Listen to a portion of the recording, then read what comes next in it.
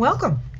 Welcome to another conversation of food service. And shall we call it Food Service Conversation with Marsha Diamond from the Diamond Approach. With today, I have joined with me Chef Aatul, CEC, MSML, CDM, CFPP. Today, we are exploring the potential in your menus and the opportunity to incorporate Mediterranean flavoring, ideas on how to utilize spices and herbs, help you enlarge your menus by menu offering by enlarging your menus. But before we get started, recently, Aatul, you have passed the CEC exam. Congratulations. Can you tell me a little bit about the exam? Was it a practical exam or in a testing format? Tell me a little bit about the exam. Marsha, thanks for having me today. And you talked about the CEC. The CEC is Certified Executive Chef. This is an exam conducted by American Culinary Federation. It's a certifying body for chefs and culinarians, different levels, and this is one of the higher levels.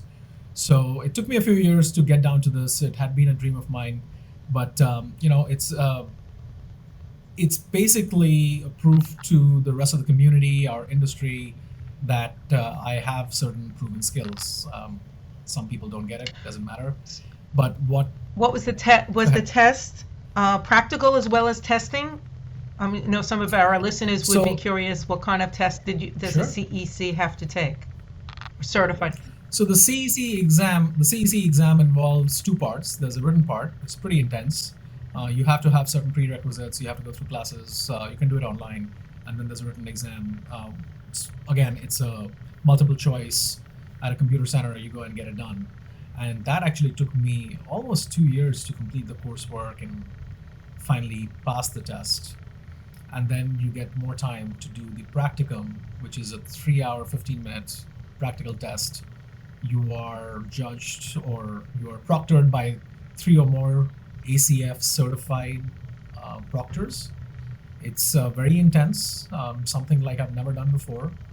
There are lots and lots of eyes watching you. They watch every move of yours, they watch every step of yours.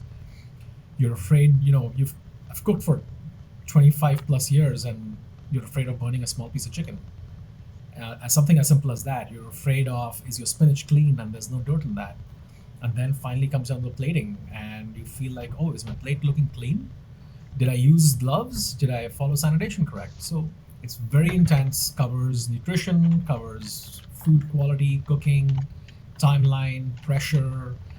I forgot to turn on my oven. I was always afraid of that. Guess what? Midway I realized my oven is off. So things like that. Very Interesting. intense. Well, congratulations again. Tell me a little bit about the other credentials at the end of your name. What are the other? You have a MSML, CDM, CFPP. So, Masters of Science in Management and Right. Leadership. And I did this online. I am in an acute care healthcare setting.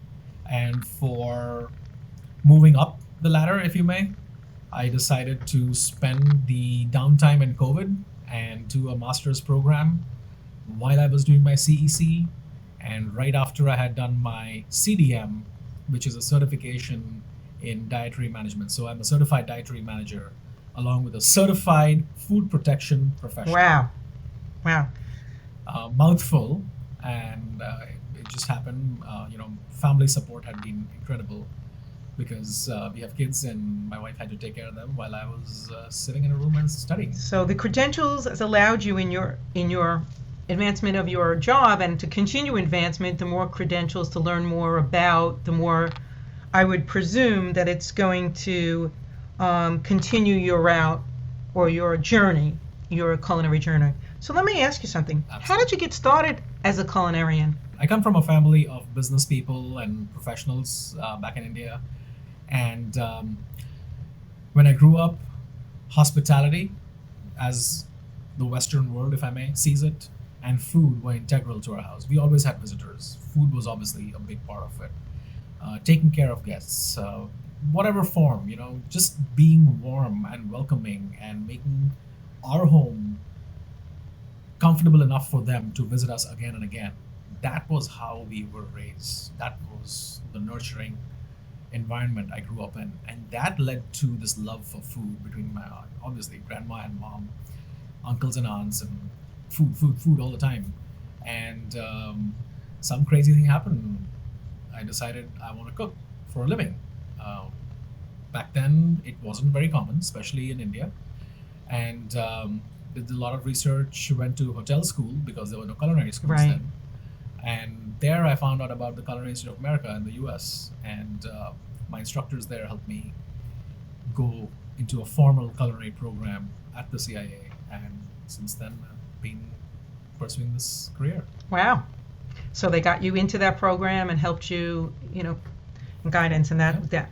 So I would think, who was your biggest influencer in your career? I can't pinpoint one person.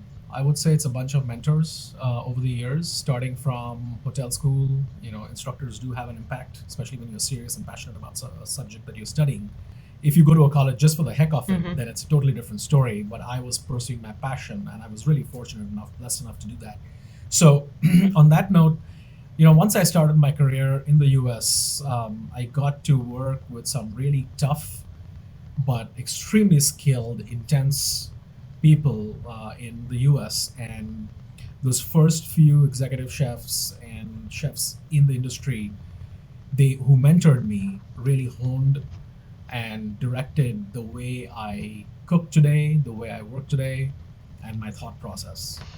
And I pass that on to my teams and my family because it's ingrained in my blood cells now. So I didn't mention, but where do you currently work at this point? I work for St. Peter's Healthcare System. We are in Central Jersey. It's about a 500-bed hospital with a lot of outpatient and other ancillary support services. It's a big operation. I'm responsible for all of the patient dining. We have 3 retail outlets, plus we do some offsite food deliveries, and obviously there's a catering unit to it.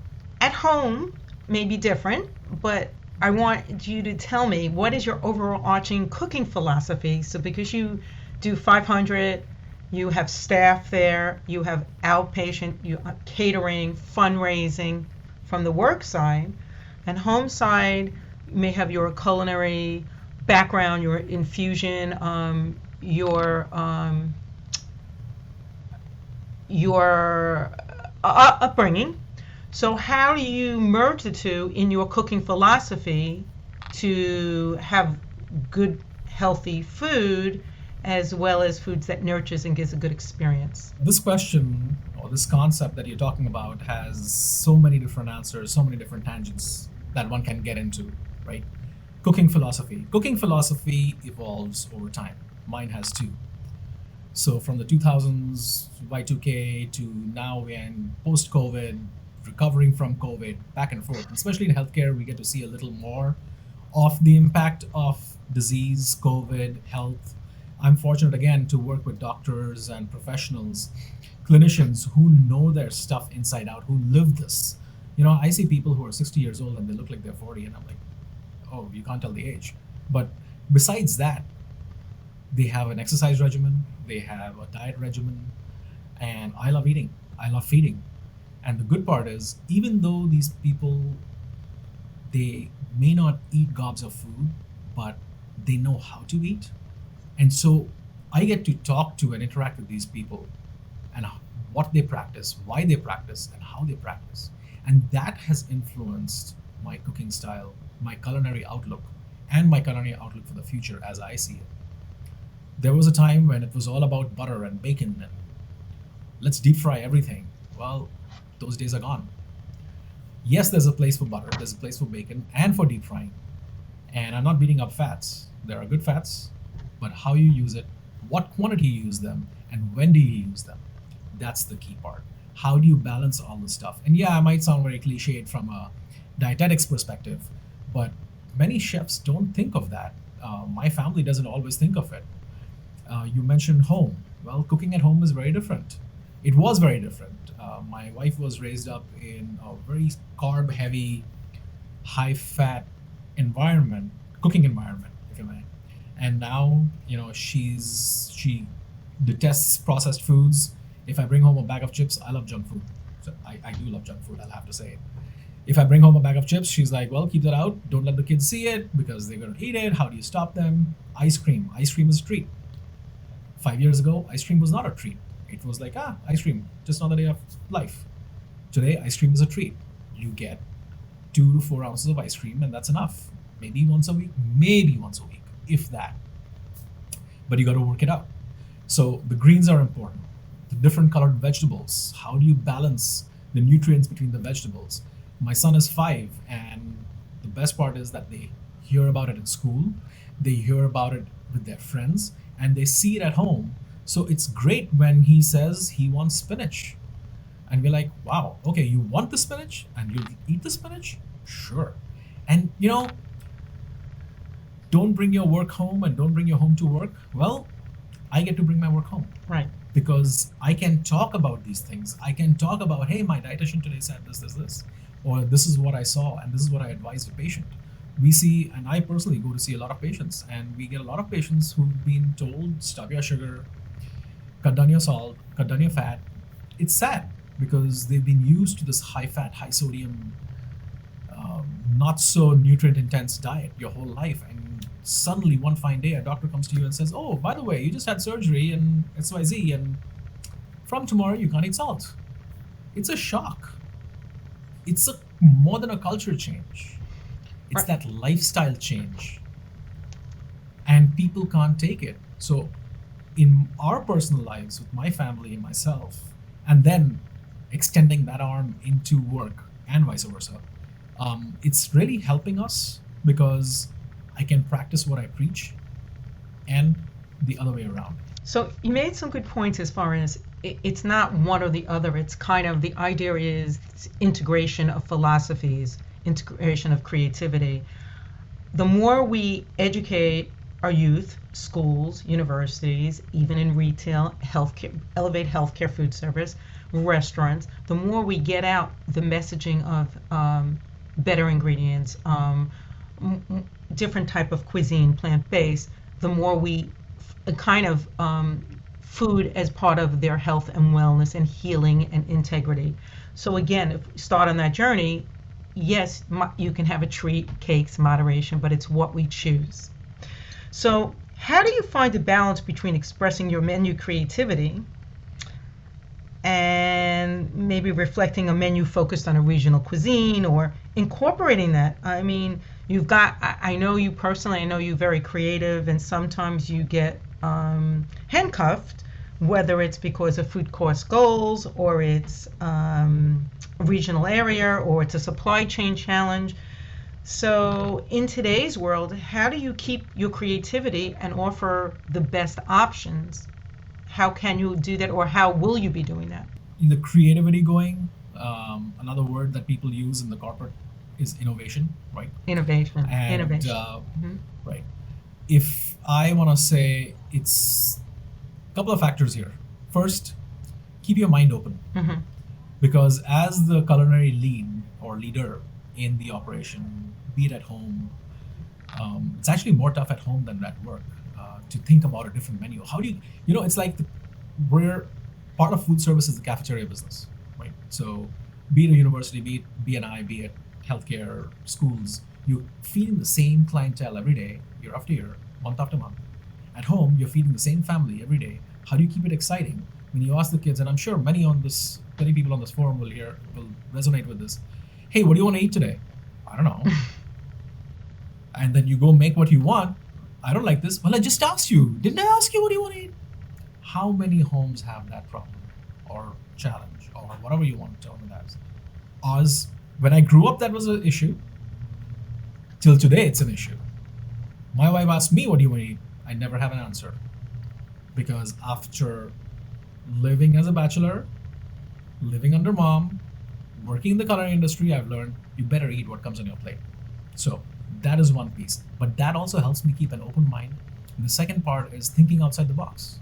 Open mind, thinking outside the box. Two things that go together. And keeping in touch with the industry trends. Trends evolve, they go, they come. There was a trend for heat. There was a trend for Nashville sauce. There was a trend for turducken. There was a trend for everything kale. Well, it'll come back if it's gone. There was a trend for 5-layer burger with bacon and Swiss cheese in the middle with a sliver of lettuce. Will come back. But how do I keep the things exciting? Reading magazines, watching a little bit of TV, some social media. What are people talking about? What are quick service restaurant chains and operators doing in the market today?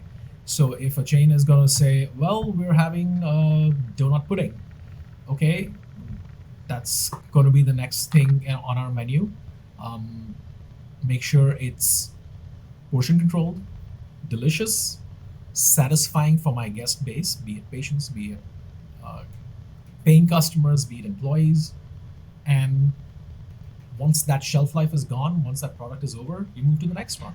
So So you just keep evolving. the type of ingredient, so I'm going to segue before you do your demo in a moment, but the type of ingredient you utilize is kind of crucial, I believe, and I think I've spoken to you about this and other chefs, is that, whether it's a plant-based, it's a beef burger with mushroom blended, or it's a plant-based burger, or it's a bowl which has base quinoa and then maybe different ingredients and different proteins. The idea is it's the type of ingredients, it's the type of olive oil, it's just not a generic. That will make the difference in the taste profile. So even at home, or even if it's for family or in non-commercial, if you take your recipe and take the best ingredients you can within that recipe, it could be canned tomatoes if it's not in seed, it could be canned, but the best ingredients for that time, and incorporate it with the best spices and herbs, I think you give an experience that speaks volumes versus just as far as fads, they come and go. Trends are kind of tractions now, especially coming out of COVID. I think people are being more aware of what they put into their body, the cleaner ingredients, the types of foods, the types of oils, so again, I think it translates, or it extends into different food service. I know when I go out now, yes, there are times I want a treat, but I'm also looking at a restaurant. Maybe I'm a repeat customer there. I want to see the diversity within that. So let's pause a moment. I got some more questions, but let's just watch your demo, your food demo that you're doing right now. So give us a moment and let's see the food demo. We're talking about paella today, a very traditional and typical dish from Spain, from the Mediterranean region. So join me as we discuss a dish which is intense in history and heritage, and also in aroma, taste, and flavor. Paella, a very simple, yet you can complicate it and make it complex. Rice dish, which could be vegetarian, chicken-based, seafood-based, or whatever you'd like it to be. The history of paella is so intense that everybody claims to have their own traditional style of doing it. Different, you can go to grandmas and moms and sisters and cousins, and each one has a different way to do it. Across the globe, the same dish can be reproduced in different ways. I hail from India, and over there there's biryani. In Iran, there's pilaf. In China, there's a clay pot. In South America, there is arroz con pollo. So the essence of this dish is the same. It's a one-pot meal. The base is rice. You can add vegetables. You can add any kind of meat, and there's a lot of aromatics. The whole idea is, how do you make it healthy? How do you make it wholesome yet forgiving, so you don't overdo and mess your body up? So as we start discussing, in my display here, I have a lot of spices to start with. That's where my heart is. The flavor profile. 0 calories, maximum punch of flavor, maximum micronutrients, and as we get into food as medicine in this age and day, these spices and these herbs, they are the ones that are taking the forefront. Meat is taking the back seat, and vegetables come in the middle. Carbohydrates, keep it to a limit so that the body can process that. A lot of these ingredients that I have here, I'm going to use some to make this dish, and the rest are just to showcase the impact of flavor profile in a dish that you can make similar to paella. Here I have some herbs. Today I have some scallions and some parsley. I have vegetables. I'm making a vegetarian paella.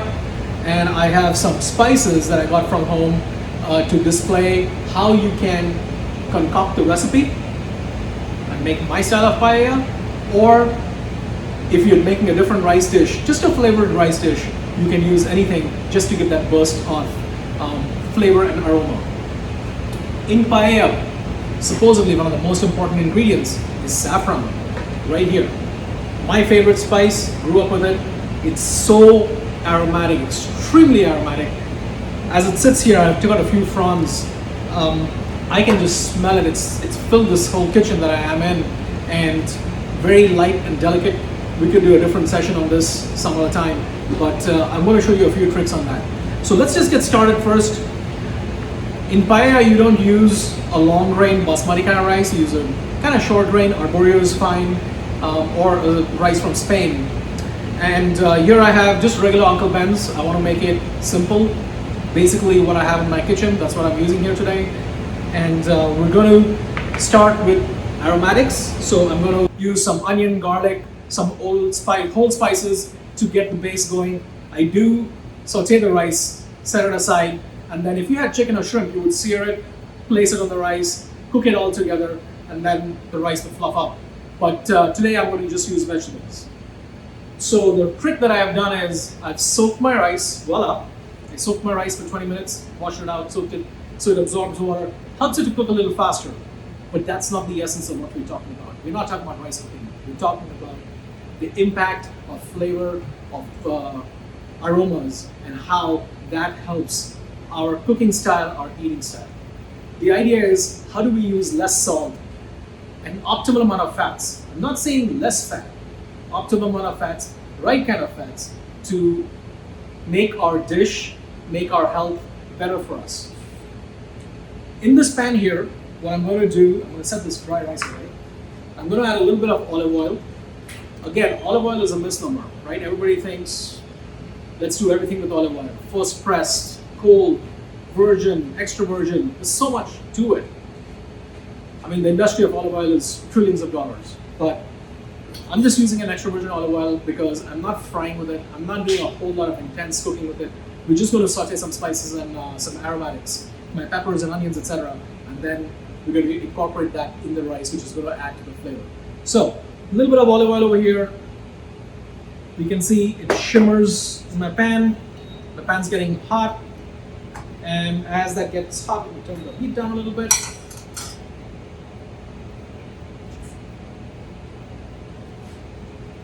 So I added some olive oil to my pan, and now I'm going to add some onion.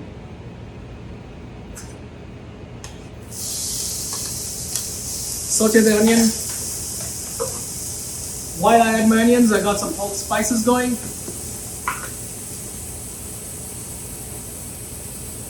Two bay leaves. Bay leaf gives that earthiness, that umami-ness. Again, 0 calories. Bay leaf, I think every culture, almost every culture, every continent, almost every cuisine that I know of uses bay leaf.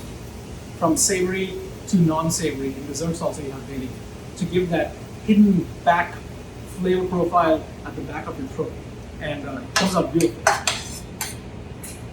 So we have some onions sweating right now. We're going to add some garlic.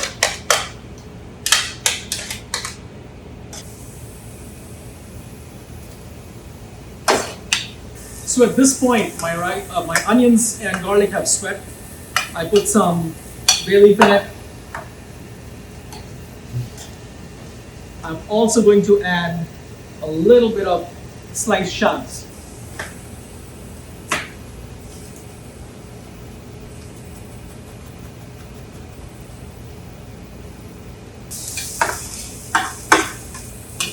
The beautiful aroma of bay leaves combined with onions and garlic is filling this air. It's really awesome. And now I add these shallots, which are going to add the shallots are going to add a different depth and complexity of flavor to the whole onion garlic profile. You see, all this stuff has sweat. There's a little bit of caramelization. I personally love the browning of caramelization. Maillard's reaction, we get into the scientific piece of it, and it brings out another depth of complex flavors to this dish. So at this point, I'm going to add my wet rice, which has soaked for a little while, right here.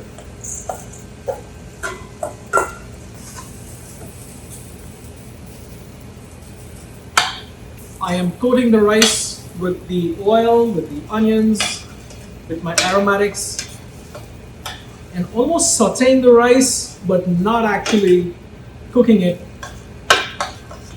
in the fat. Yes, people use chorizo, they use bacon, you can use different kinds of fats for it. But again, the idea here is how do we go lower in sodium, lower and optimal use of fats, and using the right ingredients, which is reduced calorie but flavor impacting ingredients like these herbs. So I can hear the rice popping. We don't want to burn. We don't want to burn the rice. And at this time, I'm going to add some vegetable stock because it's vegetarian, or I would have added chicken stock or something of that sort, and par cook the rice. I'm going to cook it halfway. It takes about 14 minutes. Then I would add my meats if I am using meats or seafood, and then finish cooking the rice and the seafood together. Again, the one-pot dish, the paella. While the rice is par cooking, I'm going to do some vegetable prep. We're going to talk about some vegetables. So let's get there. Adding some vegetable stock.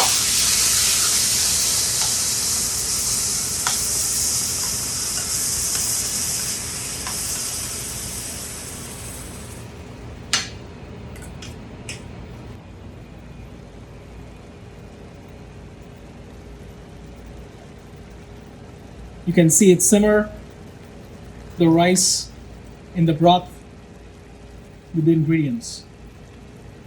While we're here, I have some whole chilies. I'm actually going to pop one chili in at this time. It's going to impact the heat and also give it additional flavor. It's a dried chili arbol.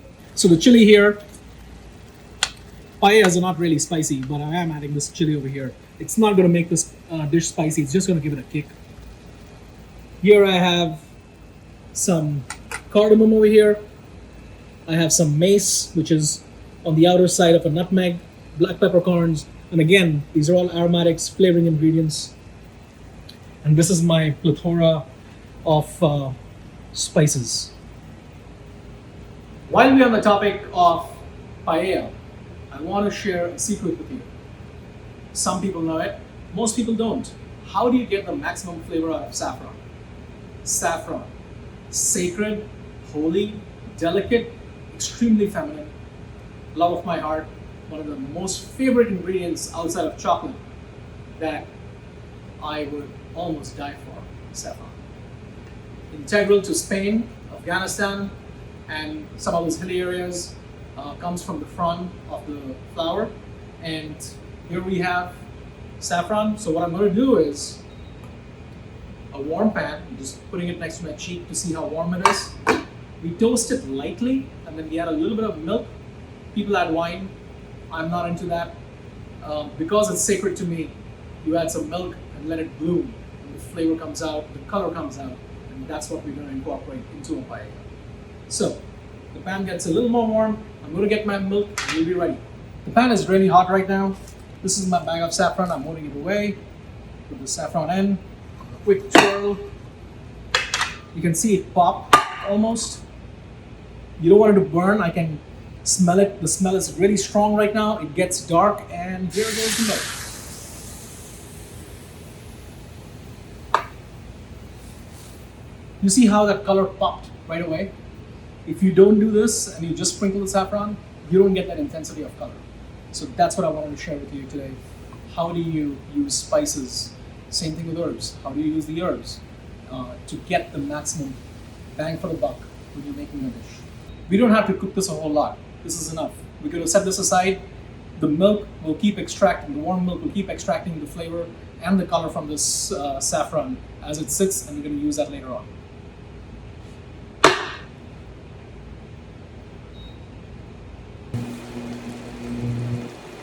So right now you can hear my rice simmering. There's a hint of drying in the bottom. And you can control the liquid that you want. It's just about halfway done. I'm going to cook it a little more before I transfer it all to a different pot and incorporate the vegetables in it. I'm going to cook it a little more and then incorporate the vegetables in it and finish it with the veggies and some herbs.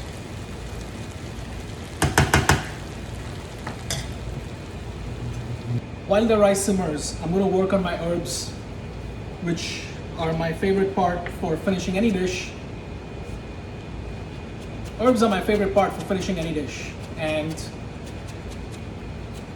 unfortunately I don't have any cilantro, but this dish would have done really well with cilantro. So, finely shredded parsley.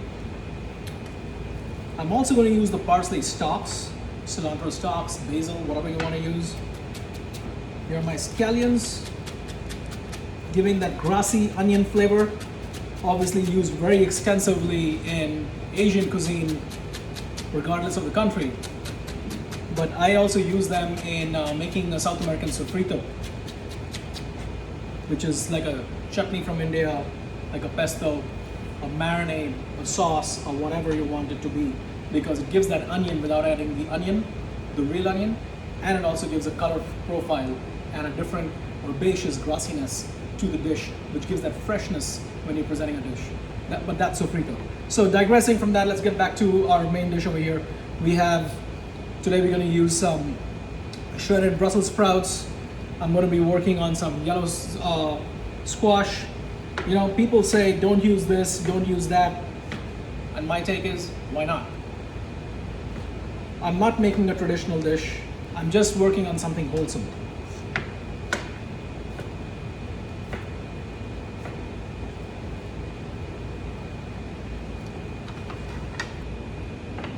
Some bright red bell peppers, and you could cut them bigger if you want that bigger mouthfeel. A little bit of green pepper.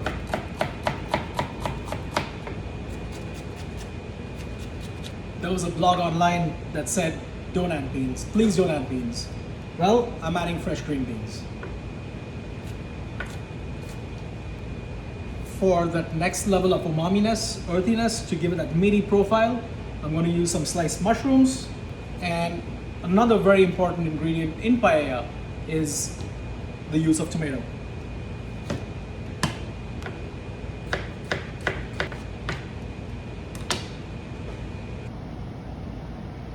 And folks, here is my vegan paella, mixed vegetables, lots of umaminess, saffron, not a pinch of salt if you noticed. You can make it as you like, and I hope you enjoy the cooking and eating. Tell me about that dish you just made. I know you talked about it during it, but just give me an overarching quick, why did you choose that, and what are the core ingredients? I just made a vegetarian paella, and the idea was to make a paella. I just chose it to be vegetarian because our family is vegetarian and I'm a vegetarian at heart. But that being said, you know, the focus was Mediterranean, and it did not have to be paella per se, because when people talk about Mediterranean, it doesn't have to be a dish from the Mediterranean. It just happened that I'm a rice guy, love rice, and paella happens to be, paella and risotto are the two things that come from the Mediterranean to me. Paella seemed a little lighter. You didn't have to put the butter and gobs of wine in like you would do in the risotto. But in the paella, what I did was I just took regular parboiled rice, Uncle Ben's parboiled rice. So rice is one. What's the next? Rice was the key ingredient, and the next ingredients were vegetables. And you put in your Only particular vegetables. vegetables, but it could be any. Correct. So in the vegetable, there are two categories. One is the aromatics, garlic and onion, and the other part is the base vegetable, to beans and carrots and all that kind of stuff. And then you have a little bit of good fat. So I did use for this dish Olive oil. extra virgin olive oil. Ideal. And then there are the true aromatics, the herbs and spices. Again, core to my heart, core to my cooking philosophy. We talked about cooking philosophy, but I didn't get into details on this, but core to my cooking philosophy, herbs, spices, which pretty much, from a layman's perspective, 0 calories, 0 salt, and high in micronutrients, and packed with punches of flavor. And how do you make that food exciting? We talked about how do you make diversity to the food, menu creativity, and keeping the food exciting. It's those spices, herbs, the flavor profile. Who wants to eat just a tomato? Well, yes, in summer, okay, beautiful tomato, great. But if I can accentuate that tomato, be it a frozen tomato, be it a dried tomato, be it a canned tomato, be it a fresh tomato, by adding that beautiful basil or a hint of olive oil or a pinch of that special sea salt or some finely ground cracked pepper or fresh cracked pepper, that makes the world of difference. So in the paella, tomato, onions, garlic, base vegetable. In the spices, I added some bay leaf to give that umaminess, that earthiness, and I've also added some dried spices, oregano, sauteed all of that stuff up. There's the cooking style of my rice. Added some simple, low sodium vegetable stock, then added the vegetables and built it up, topped it all with saffron. Saffron and chocolate, two of my favorite ingredients, but saffron, and I've shown how saffron should be used or can be used. So we add that, I call it a feminine touch to that dish by adding saffron and letting it infuse in all of those ingredients. And as you watch this video, you will see how colorful, and I wish you could really, I truly wish you could smell the fragrance that comes off when that dish finishes. One of the things I'm hearing you say is elevating the customer experience, spice and herbs bars. What is your strategy to enlarge your menu offerings without enlarging your menu inventory? Because you mentioned a spice and herb bar is a differential adding to the customer experience, but we're turning here and we're going, well, we don't have the labor, so how do we increase or enlarge our menu offerings no matter what market segment we're in food service without enlarging our menu inventory? You just hit a few key points. Labor, paucity of labor, and labor basically means human labor hours, time. The chef has less time, the operators have less time. How do you maximize that? So you have to use your brain and become creative. And if I'm taking the same ingredient, so with budget restrictions or limitations with supply chain, I can get only certain kinds of potatoes, or I can get only certain kinds of breads, and so on and so forth. We take the same ingredient and just give it a different spin by adding different taste profile, which for me comes from herbs and spices. So pre-COVID, in our hospital, we had an herb bar, a very small herb bar. And what happened was I was trying to satisfy our guest base, our patient base. People would stay here for 3 days to a week, getting bored with the same menu. How do you differentiate that? How, again, same point we've been talking about. How do you keep it exciting for them? And I realized people are looking for freshness in the food. Our food was designed to hold on a plate for hours. Fine, not a big deal, but I opened up a herb bar. We had cilantro, parsley, basil. Patient would call down, place the order. Depending on the dietetic restrictions, if they could, the person on the phone would say, hey, can I get you parsley, basil, or cilantro? And this is what we recommend. So for example, if you're getting an eggplant parm, they would recommend basil. If you're getting a quesadilla, they would recommend cilantro. And what we do is, in our cold production area, the person just chops it up. We have the scissors which cut herbs, put it in a 1 ounce container, and we would send it with a tray. Total different perception of people, because now you can add your herbs. And think about it. Open that little container. Hospital room smelling of sanitizer and chemicals and medication all around. And you have that smell in your head. And suddenly you smell this fresh herbaceous thing in your hand and how you can use it. People would just keep it there like, oh, this is my room freshener. And we would encourage them to use it in the food, like eat it. It'll help you. They were satisfied. But that was a big game changer for us. With COVID, things changed, again, supply chain. So we paused that. But again, adding that level of 0 calorie, 0 sodium, 0 fat flavor profile to take it to the next notch up, take it to those few steps up, and just creating a whole mindset change. So what I'm hearing is that, if you have meatloaf, for example, a basic meatloaf, you can incorporate some herbs and spices to make it more of a Mexican meatloaf, or perhaps more of a an Asian influence, depending on Diverse, what herbs and yes. spices. So it allows people to have options to choose from on a menu or in a cafeteria so that they can enhance the flavoring or maybe add a spice that they would have never thought about. Maybe it's something else, Absolutely. especially in senior Absolutely. dining. That's a way to have the same inventory of proteins, but then extend it with different the rices, the quinoas, the different grains, the bulgur, and then add some herb spices. That's kind of what drives me thinking about the Mediterranean diet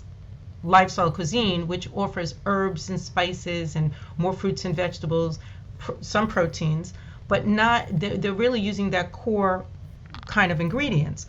Something you mentioned, which I know you keep herbs and spices, you said no calories, but I'm also thinking about how about a nut bar for people that can have it?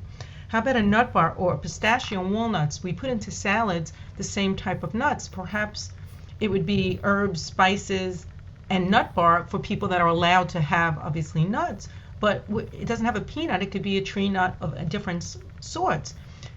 To me, I think about the menu inventory. If we'd extend it with just touches of those kind of things, they would eat more of a healthier lifestyle. The walnuts, the pistachios, extend, cardiac and healing.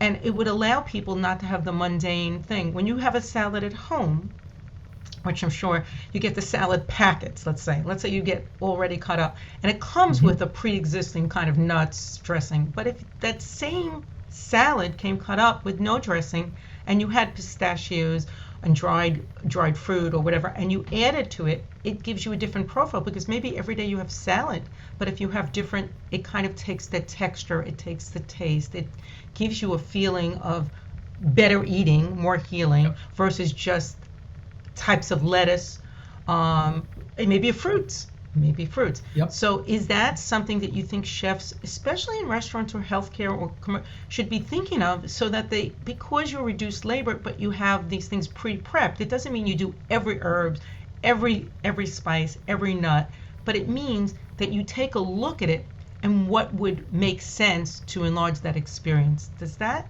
kind of, from a cost and Resonate. labor, does that make So from a sense? cost perspective, what's happening now is that nuts are being accessible by us food service professionals in smaller packages than they were earlier. And I think this is because the vendors are getting smarter, the manufacturers are getting smarter. Like, hey, he's not going to buy 5 kilos of a bag of walnuts because it's going to last such a long time. And with more allergy issues and all, chefs are not using a whole lot of that, right? So how do I hold on to it? Especially smaller operators. How do I hold on to 5 kilos of stuff? But we carry nuts in individual bags, and I encourage, exactly like you said, salads, etc. We encourage our patrons to enjoy nuts on the side. Okay. Unfortunately, because we are in a hospital, so we are a nut-free zone. The only thing we do is prepackaged peanuts for Right. peanuts and Right. peanut butter. But that's just our isolated situation. At home, we are not crazy. I mean, you talked about walnuts, pistachios. I'm talking about almonds. They are so satiating, and what I mean by that is, if you take 3 ounces, 4 ounces of almonds. And I think some of this knowledge is also because I work with dietitians who Right. are crazy about this kind of stuff. And you chew that slowly, it almost fills you up. You don't need chewing gum, and like nobody eats chewing gum in an operation. None of our staff eats chewing gum. They're always snacking on something different.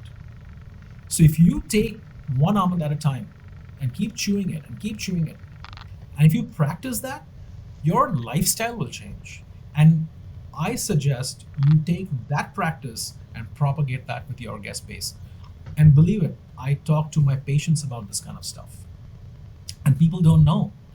They really don't know how to enjoy food. And I remember when I was in school, there was a gentleman from Taiwan, and he was talking to me about how he keeps chewing his rice. And he said, you keep chewing your rice and it gets sweeter. Simple science. Rice is sugar. If you keep chewing it, A, you're going to get satiated and you will eat lesser amount of rice. And B, you will get enjoy the entire taste. The thing, what you said is, one of the things that's satiety, the nuts, what I've seen a lot more now is even dried fruits, dried strawberries, dried blueberries, dried. So that's another thing that can be incorporated because you have a tree, a nut free, those things can be incorporated. I just think there's herbs, spices, there's so much dehydrated fruits and vegetables, so much more that can be added without, again, increasing your protein inventory, but increasing that because of space and time. I think, and also some places can't get fresh fruits all year round, but and I started to get, especially during this period of time, into the dried strawberries, dried blueberries, and put them in my salads and put it in my cereal and put it in cooking sometimes because it, when you add it to it. To your point, now these ingredients are also, I would say, not completely easily, but I would say More they are accessible. much more accessible in grocery stores and not just in metro areas. They're Just not in accessible pretty specialties, much more everywhere. mainstream. Yeah. Yeah, I mean, I have seen them in a dollar store, and it's not just in the U.S. or North America or Europe. They are across the globe. I mean, the world is a smaller place. Everybody knows what everybody's eating, how they're eating, and everybody wants to eat and practice the best practice.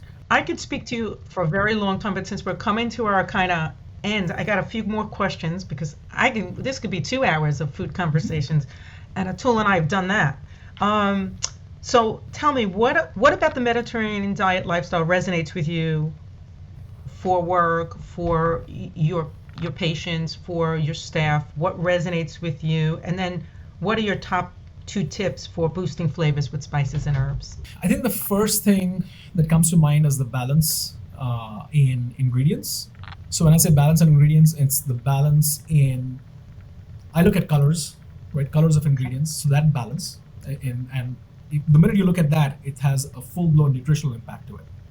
The second part is the quantity used. You know, I'm not saying Mediterranean diet is void of deep fried or is void of pork or is void of what we may perceive as unhealthy. See, what happens is the unhealthy becomes unhealthy when we abuse it. The unhealthy can be healthy if you do it right. Are you eating a pound of bacon for a meal, or are you eating an ounce of bacon for a meal? Along with, hey, some broccoli and some cauliflower and some roasted tomatoes, stuff like that. There was a time when if you served grilled broccoli for breakfast, people would throw it at your face. Today you serve it, there'll be a line standing there grabbing it up.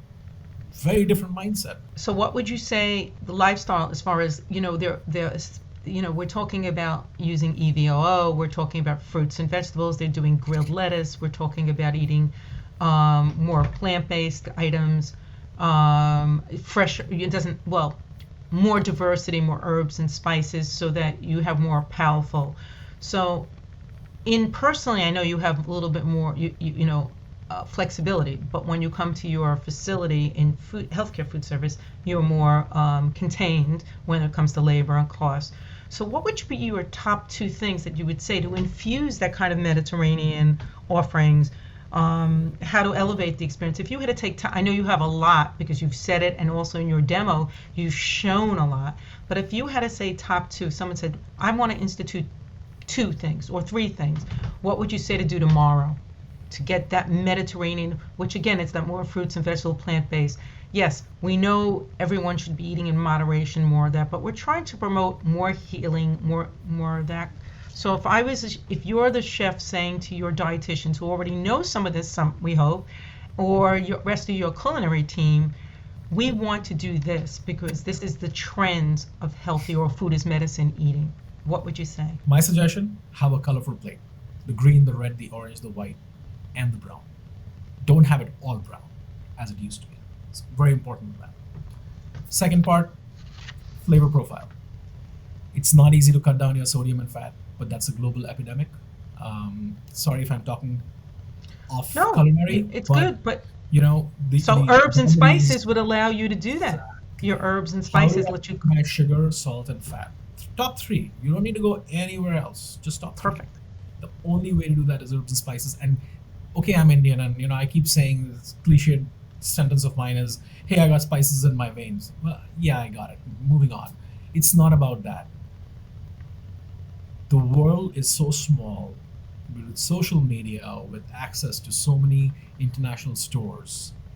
You don't have to go to Spain to get the best saffron, or you don't have to go to Afghanistan to get the best saffron. You can go to your local store, you can Google it, find what you'd like, find what resonates with you, experiment, go to a restaurant, taste a few things, ask a few questions, and try to incorporate that. That's the way I would suggest you delve into and kind of open the door of Mediterranean cuisine, because Mediterranean cuisine is not, or diet, Mediterranean diet is not just from the Mediterranean. You can take a hardcore South American or Asian diet and follow the Mediterranean diet guidelines. That's perfectly said. That's excellent. But I wanted to make a point. The Mediterranean diet lifestyle is really just about. It started out in Italy, that someone kind of observed people who were eating that way, and what they found is the types of ingredients that was put into it. So that it's called that because that's the origin. However, tomatoes from New Jersey, but walnuts from California. The idea is the types of food. So I think people have to understand it's shaping how we influence high volume food service and how we incorporate that. The types of walnuts. We take certain wines, there's certain types of walnuts. We take certain olive oil. I mean, the quality of your ingredient is going to enhance the quality, and yet less is more. So incorporating that quality of the ingredient, you may not have to do as much as you would, and yet that loyalty will come back. One of the things I wanted to tell you, and let me hear what you think about this before we close today. Today you can embrace and experience a world of flavors in your home and in your neighborhood. Be open to learn flavors and bridge cultural gaps, as a food is connection. Be open to learn flavors and bridge cultural gaps, because food is connection. New foods and spices can add a satiety and healthy addition to your diets, to your menus, to individual. It's food with new flavors. When you took paella, to me, it was like, it's yesterday's recipes with today's flavors. I look at a babka, and people may say, what's a babka? Babka is kind of a Greek cake or pastry, but you can make babka using that same with guava paste and with cream cheese, or with dulce de leche and caramel. It doesn't make it, it's bridging the cultural expectations together in connection. I think of food as connection. We go out, we break bread, you and I. We do it for connection. We share. He and I went to a Mediterranean restaurant actually, and we shared cuisines, because we were trying to see, embrace and looking at different things. Now again, the more I go through my journey of life, I experience different types of foods that I probably would have never experienced. But the more I find that the heightened of the experience is because of bridging of flavors and different cuisines from different parts of the world. So I think that's what I embrace when I look at. I've been unfortunately in healthcare a lot more this year, looking at things, and I see different parts of the countries and different regions embracing that. I think that's the differential. To me, that's the differential. What's going to make me come back to your hospital food service if I was staff in there. It's going to make me come back to that restaurant. If I can say that if you're making the same meatloaf every day and I don't see any cultural connection, well, if I don't want meatloaf, I'm not going to go there. But if I see you have a menu, and on that menu offering is different flavors, different nuts, your choice, I'm going to go, oh, they make this food really good. I went to a Mexican restaurant Monday, and they have a dish that's grilled chicken, turkey, fish, I can't remember which fish, turkey, beef. That's their choice of, or tofu or vegetables, choice for protein. Then they have their black beans or refried beans. Then they have their fresh tomatoes or pico gaya, and then they have their the rice, the yellow rice, the saffron rice. But they give you the choice. Now the ingredients are just, you have to realize the core ingredients, but they different in infusion. Yes, it was Mexican, so their infusion of what they use on it. However, their herbs and maybe a little bit different, but for one dish, they didn't have to enlarge their inventory. Right. Think about it. So the same thing can happen here, but again, you work with people that are from different backgrounds, and so if you incorporate their culture or their cuisine, or you incorporate different people's background, food is connection. Absolutely. Food, when you mentioned the phrase food is connection, regardless of which segment you are in, which country you are in, this is one place where we all connect, because, in the healthcare world, we say the patient can't choose anything except one thing, which is food. The families are given, the nurses are given, the doctors are given, the surgery and the medical treatment is a given. The patients can't choose the medication because the doctor is prescribing that. Well, you're already at the healthcare facility, so you're stuck with that. What can you choose? The only option you have is the food, and that's the connection, and that's our passion. Healthcare has an obligation in a way, whether it's senior living or health or hospital food service, to step it up, but in the sense of stepping up with flavors.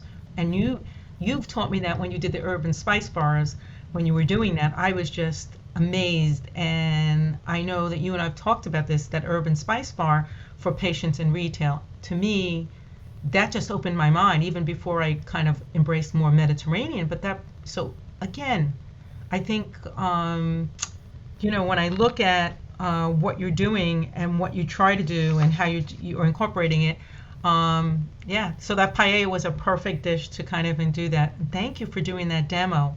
And thank you for sharing and having a conversation today and taking time out of your busy day. Thank you, and you're very welcome. It's been fun talking.